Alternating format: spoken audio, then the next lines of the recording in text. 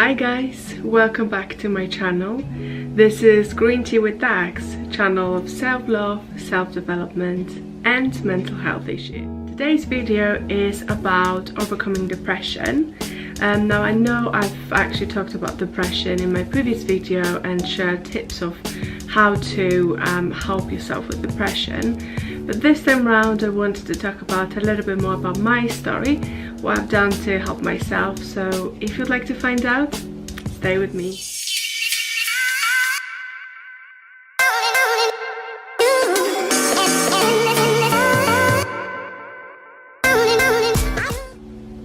The most important journey that we have to go through is the journey of discovering yourself, discovering what makes you happy, what really makes you. And in our society and culture, we are often being told of what we should like, what we should aspire to, what we shouldn't like, and sometimes we feel that we are being pushed into some direction and that's not necessarily something that we would like to do. We're doing this to please our family, society, because we think that this is the direction that everyone's going, so then I should go too. But then there's always some point in your life, depending on what's happening in your life, it might be earlier, it might be later in life, that you then find yourself in this situation of being really confused, not knowing what's happening, which direction, am I going in the right direction, and just really being confused with your thoughts. And this is when depression usually hits. So it is important to recognize that early enough to be able to help yourself. We are being measured by actions, by achievements, and very often we actually put this pressure on ourselves, and we think that if we don't achieve this, or if we don't do anything really, society is not going to accept us. So we push ourselves into different directions, and you know, looking around, who's doing what, who's achieving what, okay, I need to do this, I need to do that, and very often putting ourselves in a difficult position. If we allow ourselves of others' admiration and approval in order for us to be happy, then we created a problem, because people always see us through their perception, through their environment and past experiences. So for someone, you know, success is a completely different thing. For someone, being happy is a completely different thing. So even if we look at a very close environment and even our family, you know, sometimes it's difficult to you know, follow your parents' idea of your happiness, because you know, time has changed and everything has changed, and you might want a completely different thing to what your parents thought that it is good for you to do, or society, or you know, people around you. So you have to find out what exactly makes you happy and what exactly you want to do or who you want to be. But it's also important to highlight that this is something that you can't figure out when you're 18, 22, 25 or 30. It's something that changes constantly. It's a constant evaluation of ourselves. So by the time you're 20, you might have idea of being this or that person, but by the time you're 30, it might be a completely different thing, because during that time so many things have happened, and you've had so much contrast that made you want different things, or maybe you've tried that what you wanted in the first place and it's actually not working. So it's okay to say, hey, you know, I was wrong and actually not following that just because you wanted it in the first place. But you know, step back in the right time, and actually there's always time to really evaluate yourself and change your life completely. And of course, depression can hit anyone at any time, and it doesn't discriminate when it comes to age, when it comes to your status, you know, what you have, who you know, anything like that. You might be perceived as a happy person on the outside, you know, smiling and joking, but inside you're actually not showing what is happening. Or the other way around, you might be a person that is, you know, whenever you're going through, you're actually showing it a lot to other people, and people are aware of what's happening, and they might help you early rather than you going into that, you know, direction. So it can happen to anyone, and you can't measure depression by just because someone is not showing. Doesn't mean that it's not suffering more than the person that is showing. It's just a different way of dealing with depression. For me, depression first time around hit after having my son, so it's postnatal depression, and it was discovered by a midwife that came round one time, and then I broke down, and you know, all the emotions and hormones were obviously still very high, so then she advised that I should seek professional help. I didn't want to at the beginning because I thought, you know, it's not a big deal, it's probably gonna, you know, go away after my hormone balances itself out, and everyone was telling me, oh, you know, it's a normal thing, but it wasn't actually, I wasn't getting better. So I decided, okay, I just need to seek professional help and see what I can do to help myself, because I was really clueless what I need to do. After seeking professional help, what helped me was the ability to talk to someone and really open up, and it was someone that didn't know me, didn't know my past, and I could open up without being judged, because sometimes it's difficult to speak to someone close to you, family member, because you might be talking about things that were in the past and that also affected that person maybe, and it just is, you wouldn't be very comfortable. So I was really happy that I could speak to someone without that judgment and just, you know, open up completely. What I didn't like was the fact that I had to dig into my childhood and, you know, past and everything in order to kind of come to a conclusion and find out what happened and what triggered this feeling, this depression, and what I've been hiding and now came out of the surface, and now it's obviously affecting me. You know, I'm a big believer of every thought carrying a vibration, and going back into your past and digging out those negative thoughts, you then create this negative feeling and this negative vibration, because you're coming back to those situations, you remember them and you remember the feeling, and then that was something that I didn't really like and understand, and in a way it helped me to understand a few things here and there, but I wouldn't say, and it's my personal opinion, that this is necessary in order, you know, to help someone, because it's like when you have you know, a scratch or something, and you keep scratching and opening the wound, and it heals, and then you remember this, and then you scratch again, it opens up again. So it's just kind of, I just, you know, I didn't feel the connection between the depression that was happening now to the past and situations from my childhood.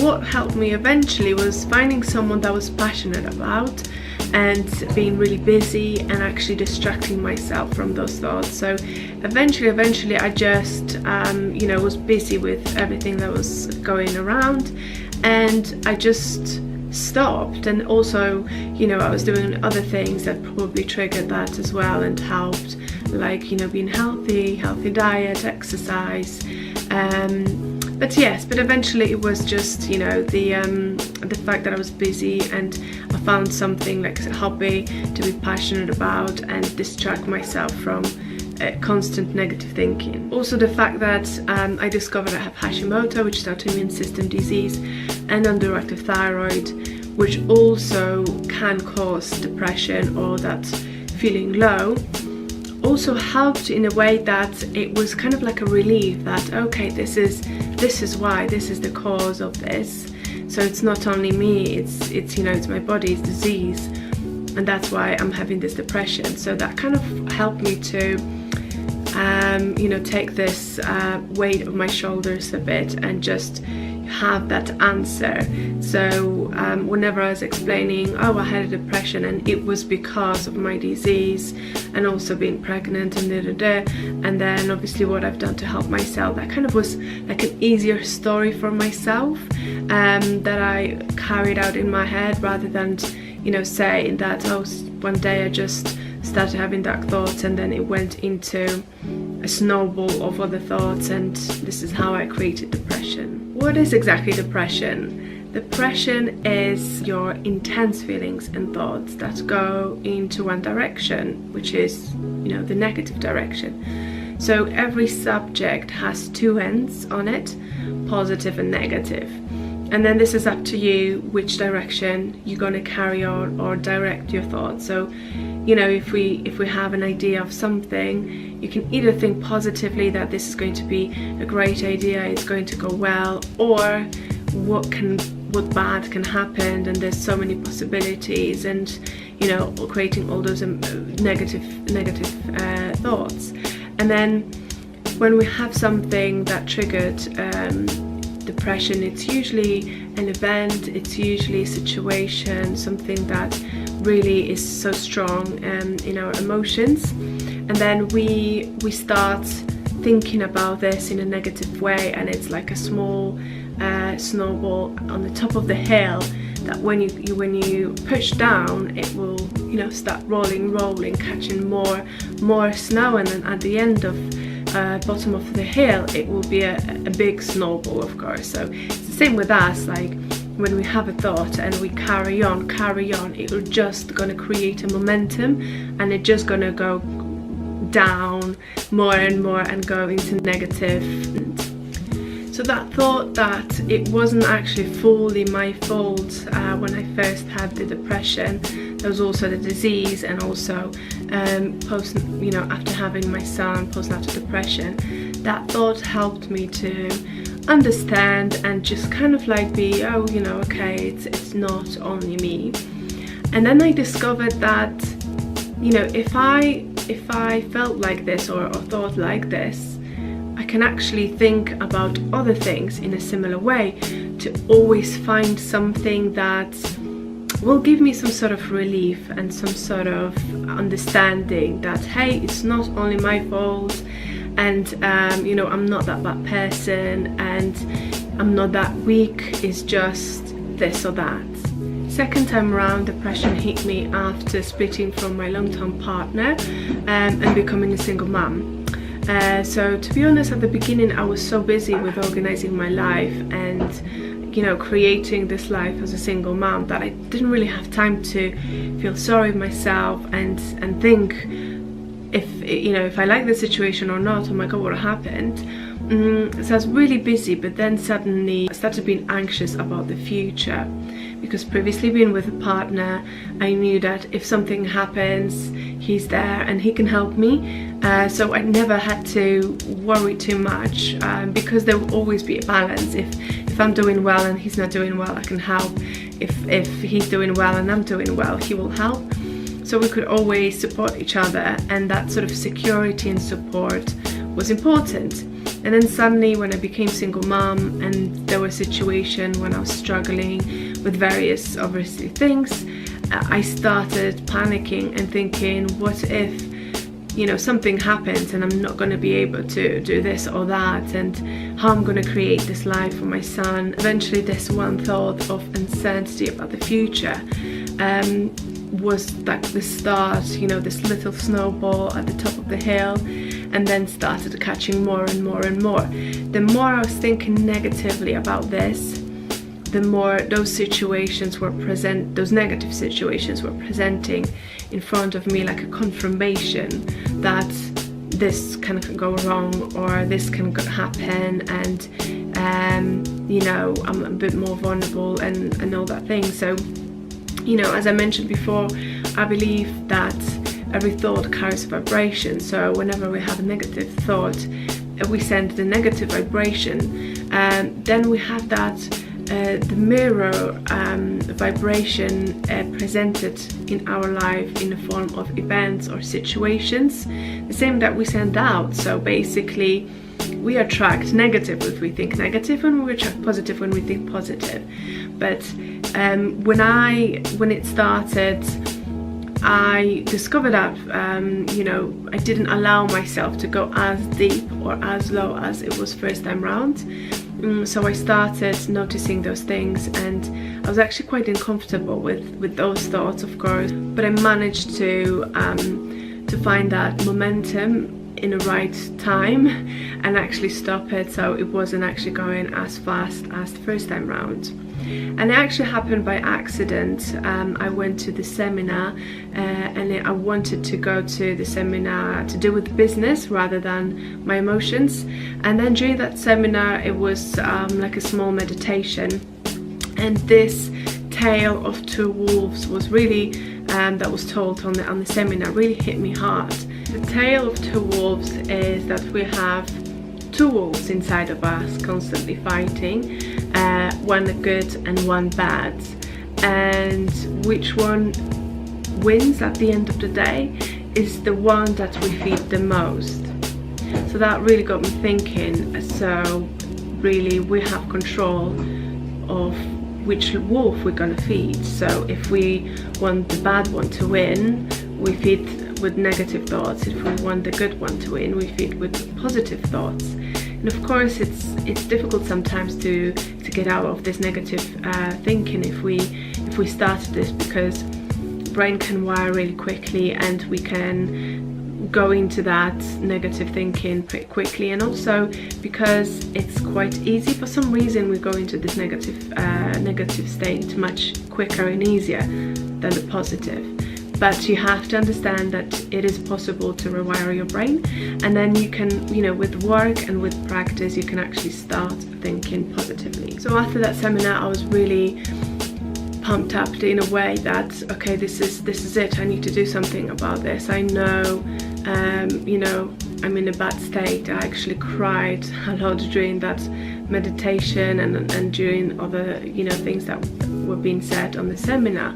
And then I discovered that, you know, I've got so many emotions that I'm hiding and covering and not showing outside, and I need to deal with this myself, because no one's gonna help me, and I have to really deal with myself and really face those negative thoughts and fears. So I started this work of rewiring my brain, and I started reading about how to do it, how brain works. I started pretty much brainwashing myself with all this information.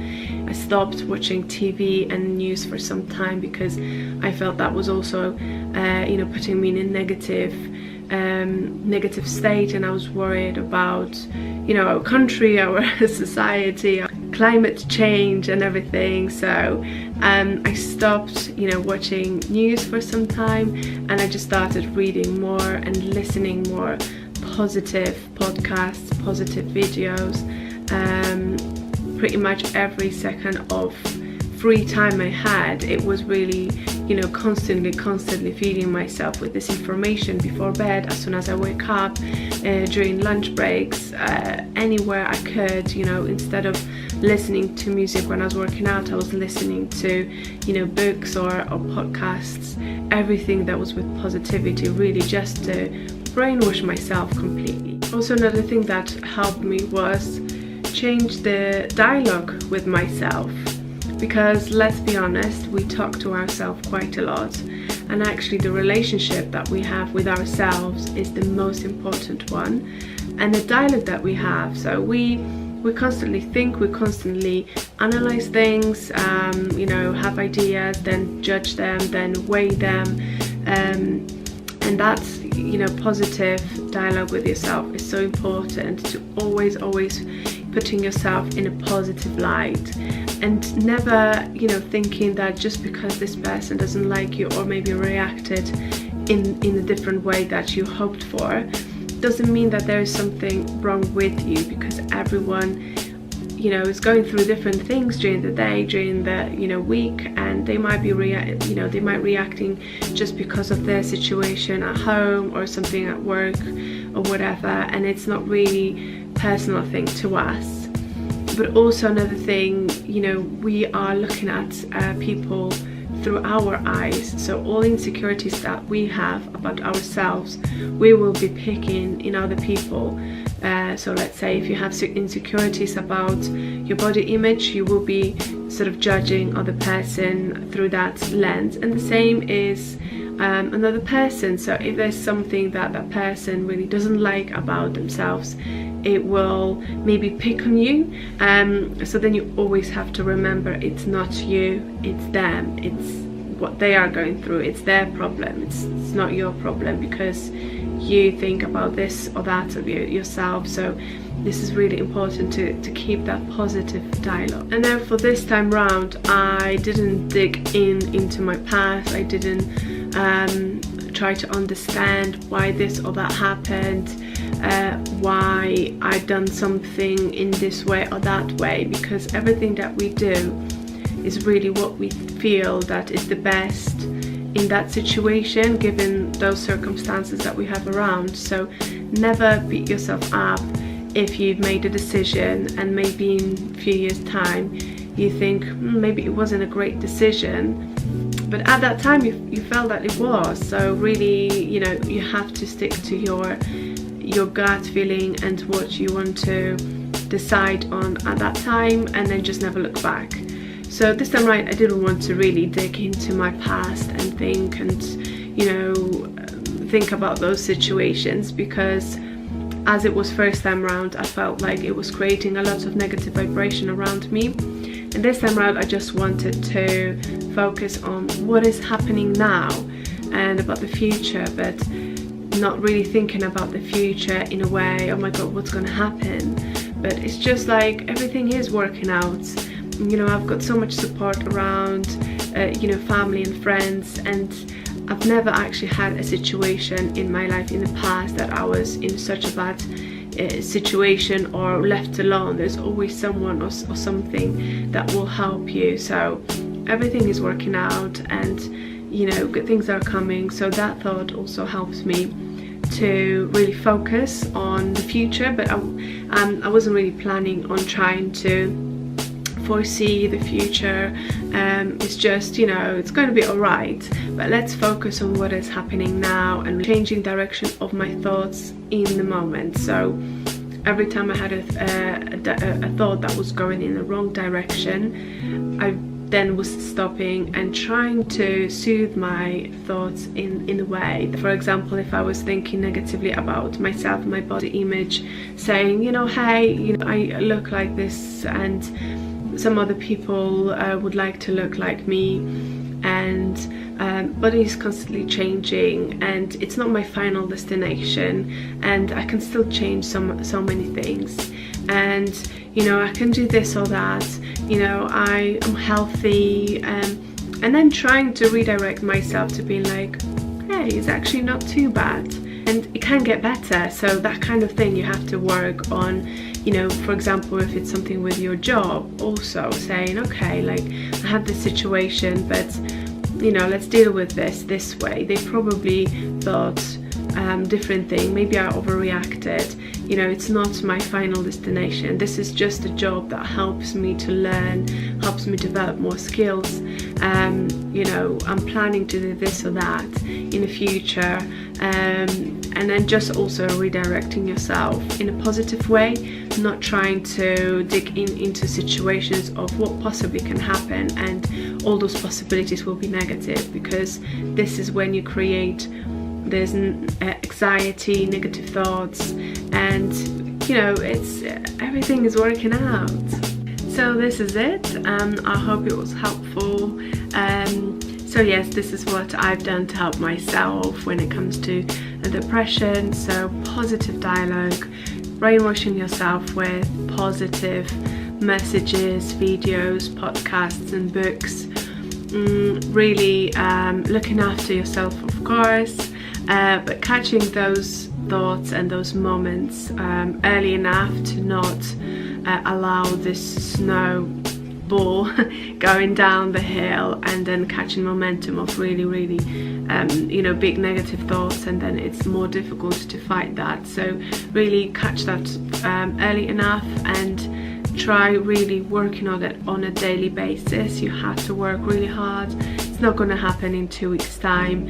I've been doing that for a year now, over a year, and I still find myself having those negative days, but I only have a day. I'm not allowing myself to go into, you know, more than 2 or 3 days. I need to try to have that dialogue with myself and understand why I'm feeling this way, and allowing myself to this negative thoughts for a bit, but then, you know, trying to explain to myself that it's not too bad, and, you know, I'm not that bad, and trying to really feel positive about myself, because the relationship that we have with ourselves is the most important, and no one will look at ourselves in a positive way as we should.